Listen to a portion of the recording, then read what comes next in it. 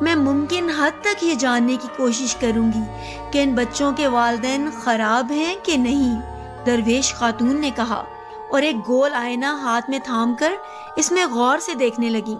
William نے کوشش کی کہ وہ بھی آئینے میں جھانک لے، مگر اسے اپنے چہرے کے علاوہ اس میں گھومتے ہوئے بگولے نظر آ رہے تھے۔ درویش چند منٹ تک خاموش رہیں۔ ہر فرد صبر کا دامن تھامے خاموشی اور تحمل کے ساتھ انتظار کر رہا تھا۔ اینا پر کب کبھی طاری ہو گئی۔